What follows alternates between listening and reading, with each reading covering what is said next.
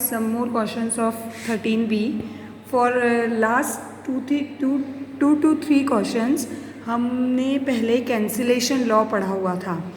Cancellation law apply होगा. वो cancellation law मैं आपको फिर से रिवाइज करा रही हूँ, याद करा रही हूँ. क्या था first cancellation law? First cancellation law था आपका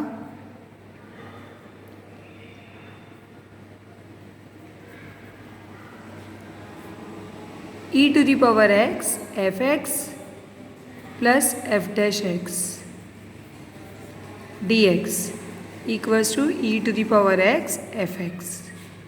यानी अगर आपके पास फंक्शन और उसका डेरिवेटिव है having e to the power x with both, तो आपके पास जो कैंसिलेशन लॉ है वो बन जाता है e की पावर x fx. ये फर्स्ट कैंसिलेशन लॉ है आपका.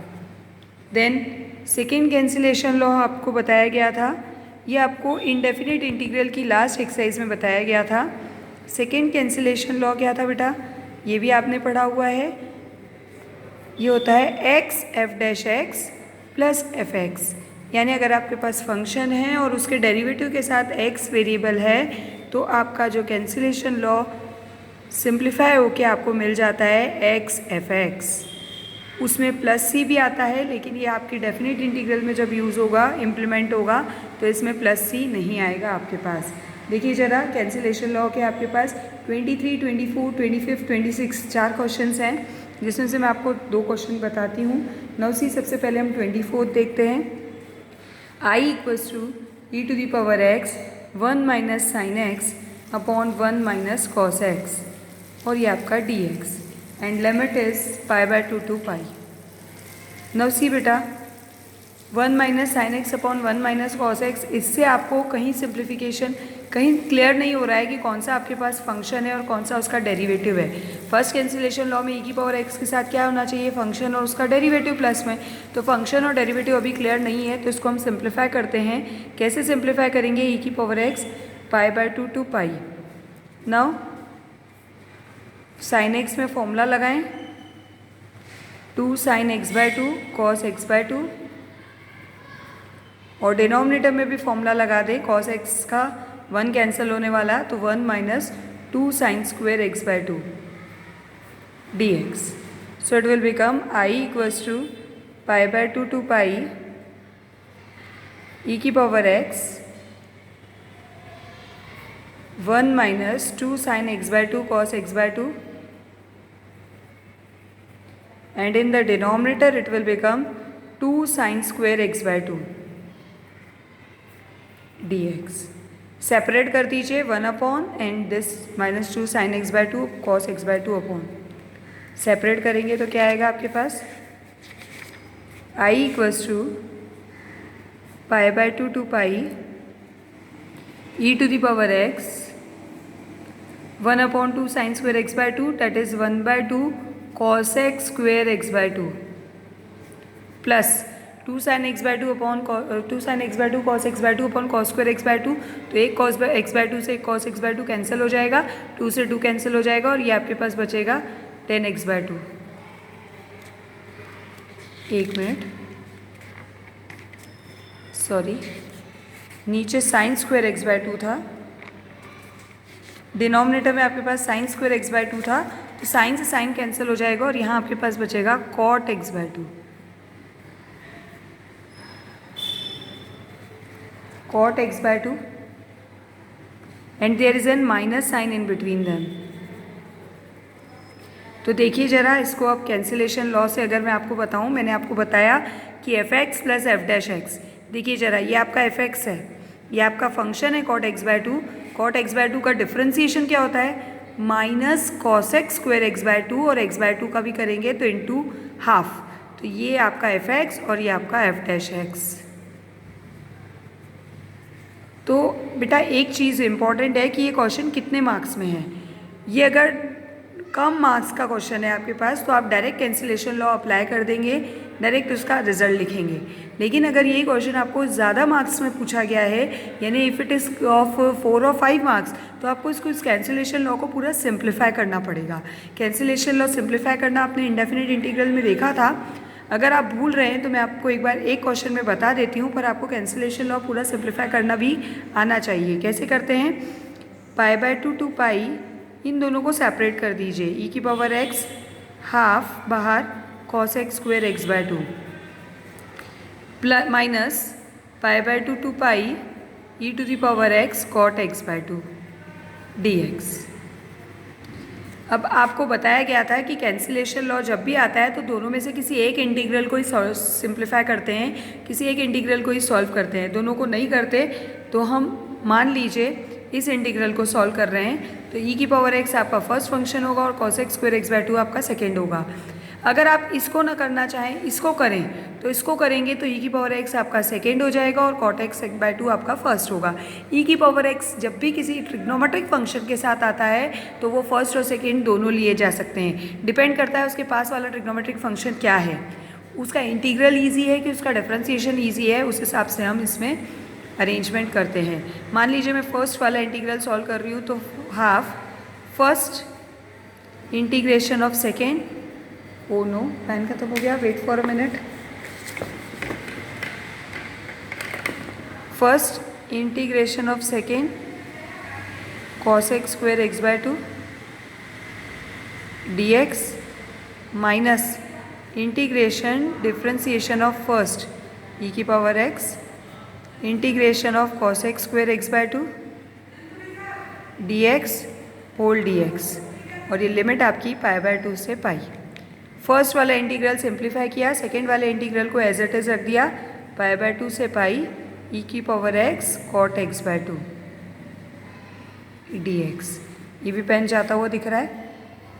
i = half e⁻x cos x square x/2 का integration cot x/2 minus,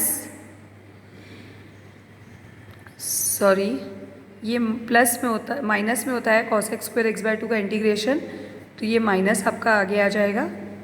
then minus e⁻x का differentiation e⁻x and cos x square x/2 का इंटीग्रल cot x/2 माइनस में और upon में half, यहाँ भी आएगा अपॉन में हाफ, माइनस का होता है तो ये प्लस हो जाएगा dx, और minus e⁻x cot x/2 dx π/2 से पाई, ये भी आपका π/2 से पाई। देखिए बेटा, ब्रैकेट ओपन करते हैं, half minus e⁻x cot x/2 upon half, than half यहाँ भी आएगा, ये हाफ से half cancel, integration of e⁻x cot x/2, और ये आपका माइनस π/2 से पाई, सब में अलग अलग लिमिट कर देते हैं। ये भी π/2 से पाई, लिमिट अलग कर दी, इसका थोड़ा ऊपर लिख लेते हैं, e⁻x cot x/2 dx।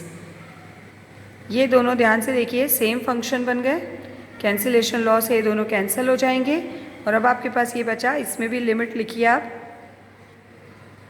π/2 से पाई। ब्रैकेट ओपन करेंगे, ये हाफ से हाफ कैंसिल हो जाएगा आपके पास, और आपके पास आ जाएगा e⁻x cot x/2, इसमें लिमिट रखेंगे आप, माइनस बाहर e⁻x cot x/2 π/2 से पाई। अगर हम कैंसिलेशन लॉ अप्लाई करते, डायरेक्ट फॉर्मूला लगाते कैंसिलेशन लॉ का, तो आपको ये सब करने की ज़रूरत नहीं थी। यहाँ के बाद, इस स्टेप के बाद, यहाँ पे मैंने आपको f(x) और f'(x) बताया था, यहाँ के बाद आप डायरेक्ट ये स्टेप करते। पर अगर 4 और 5 मार्क्स में आता है तो आपको पूरा कैंसिलेशन लॉ सिंप्लीफाइड करके बताना है। नाउ लिमिट रखिए, e⁻π माइनस बाहर चल रहा है, cot π/4 minus, sorry cot π/2 minus e⁻π/2 cot π/4। Now see, cot π/2 is 0, so it is whole 0. Cot π/4 is 1, so it is minus e⁻π/2, so it is e⁻π/2. Answer. Now the next question of cancellation law. See here, one more question बता देती हूँ मैं आपको। 25th, I equals to 0 to π/2 x plus sine x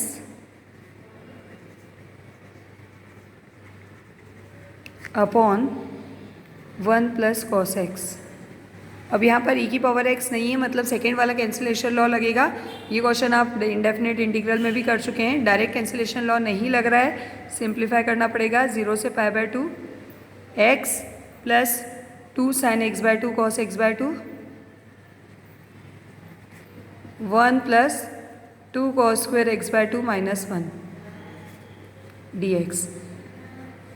0 से π/2 separate कर दीजिए, तो ये को 1 से 1 तो cancel, 1/2 sec square x/2 and then इसको इसके अपॉन में कॉस से cos cancel, so it is 10 x/2।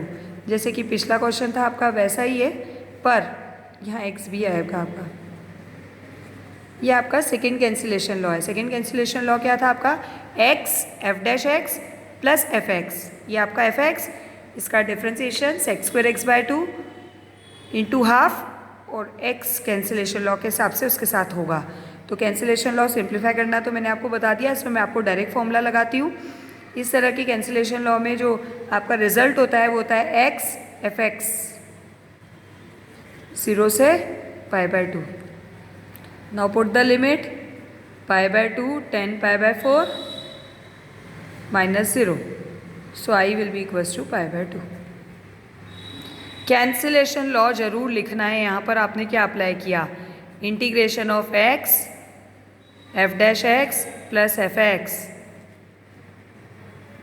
dx, so it will become x fx। ये कैंसिलेशन लॉ हमने अप्लाई कर दिया।